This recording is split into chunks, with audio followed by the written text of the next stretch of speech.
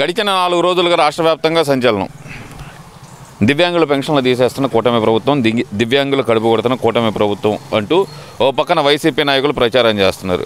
మరి నిన్న చూస్తే కనుక ఒక చెయ్యున్న వ్యక్తే చేయలేని వ్యక్తిగా డ్రామాలు ఆడుతూ వైసీపీ కార్యకర్త నా పెన్షన్ తీసేసాడు చంద్రబాబు నాయుడు అంటూ ప్రచారం చేయడం ఎలా చూడాలంటారు ఇదంతా? అసలుకి ఆ పథకం అనేది ఏదైతే ఇప్పుడు దివ్యాంగులు కానివ్వండి, లేకపోతే వితంతువులకు కానివ్వండి, ఈ పెన్షన్ స్కీమ్ అనేది ఎప్పుడు కూడా ఒక 1000 రూపాయలు పెంచి 4000 చేసి కూడా ఇవ్వాలనే ఉద్దేశంతోనే ముఖ్యమంత్రి చంద్రబాబు నాయుడు గారు చేశారనేది నా ఉద్దేశం. దాంట్లో ఇక పర్సంటేజ్ లేకపోతే వికలాంగులకి ఆ పెన్షన్ తీసేయటం, తొలగించటం అనేది ఆటోమేటిక్గా సిస్టమ్ చేసుకుంటుంది. ఆ పని కంప్యూటర్ సిస్టమ్ చేస్తుంది.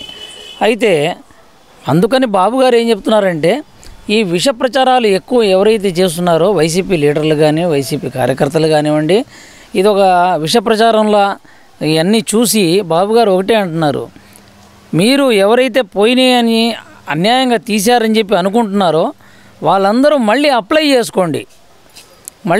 చేసుకోండి, మీకు మేము పెన్షన్లు ఇస్తాం, ఇవ్వకుండా ఉండము.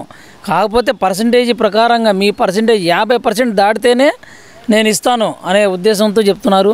కాబట్టి ఇవన్నీ కూడా ఏంటంటే ఎన్ని రకాలుగా బస్సులు ఫ్రీలు ఇచ్చి, లేకపోతే ఇంకోటి ఇచ్చి ఇన్ని రకాలుగా చేస్తున్న వాళ్ళకి అది ఒక చిన్న లెక్క అండి. అది ఈ కొంతమందిని తీసేయటం ఇట్లా అని చెప్పేసి కావాలని తీసేస్తున్నారనే మాట చెప్పడం అనేది ఇది అసంభవం అన్నమాట. ఇది అన్నీ ఏంటంటే కల్పితం ప్రజల్ని తప్పుదోవ పట్టిద్దాము, ప్రభుత్వం మీద లేని వ్యతిరేకత మనం చూపిద్దామనే ఉద్దేశం తప్పితే వేరేదేమీ నాకు కనబడట్లేదని చెప్పి నేను అనుకుంటున్నాను.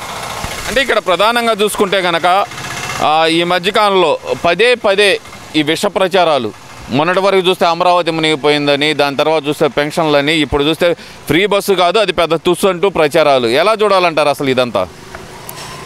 కళ్ళకు వాళ్ళకి నిజంగా వాళ్ళ కళ్ళకి చూపించాలంటే, లేదా వాళ్ళు వచ్చి ప్రత్యక్షంగా అమరావతి ఏ రకంగా మునిగిపోయిందో చూసుకోవచ్చు.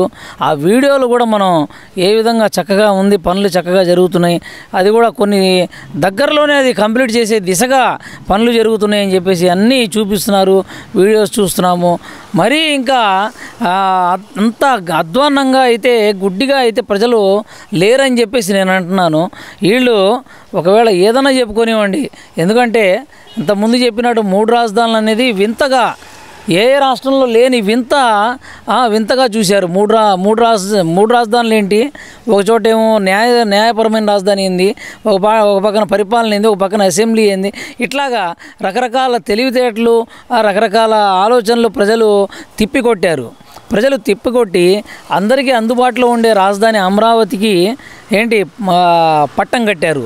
అలాంటి దీన్ని ఇప్పుడు ఎవరైతే పనిచేస్తున్నారో, ఎవరైతే దాంట్లో భాగస్వాములు అయ్యారో, ఎవరైతే దాంట్లో ఇదయ్యారో వాళ్ళందరూ పిచ్చోళ్ళు అయితే ఏం కాదు.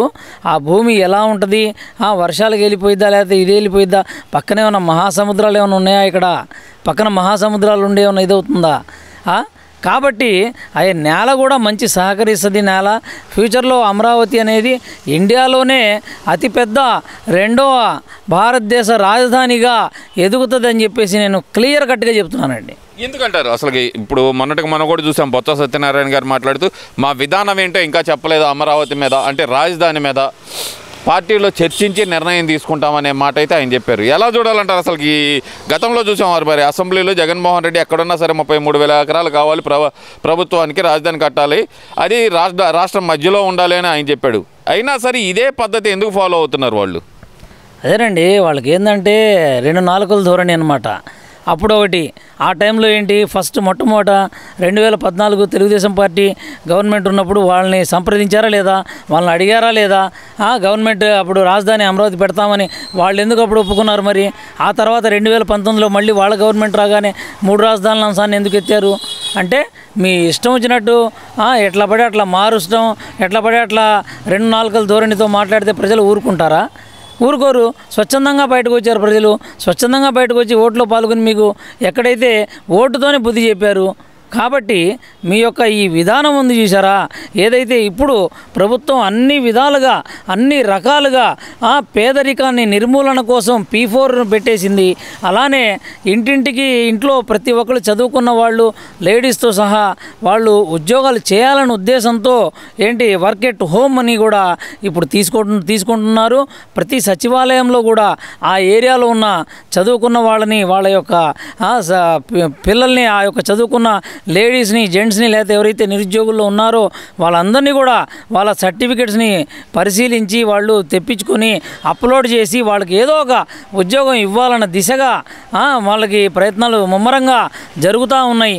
సో రాష్ట్రంలో ఎక్కడైతే గుంటలమయం ఉన్న రోడ్లని గుంటలమయం కాకుండా సిమెంట్ రోడ్లను చక్కగా అందరికీ ఉపయోగపడేలాగా వేశారో, ఎక్కడైతే సైడ్ కాలువలు చక్కగా పనులు చేసి చూపించారో అభివృద్ధిని, అదేవిధంగా ఈ P4 అనేది కూడా తీసుకొని పేదరిక నిర్మూలనను కూడా చేయాలి అని చెప్పేసి బాగా ఎవరైతే రిచ్గా ఉంటారో వాళ్ళతో వీళ్ళని కొంతమందిని దత్తత తీసుకునే విధానాన్ని కూడా తీసుకొచ్చి వాళ్ళ చదువుకు సంబంధించి వాళ్ళ యొక్క ఆర్థిక స్తోమతకు సంబంధించి వాళ్ళని అభివృద్ధి చేయాలనే ఉద్దేశంతో P4 అనేది మంచి ఉద్దేశంతో చంద్రబాబు నాయుడు గారు స్టార్ట్ చేయడం జరిగింది.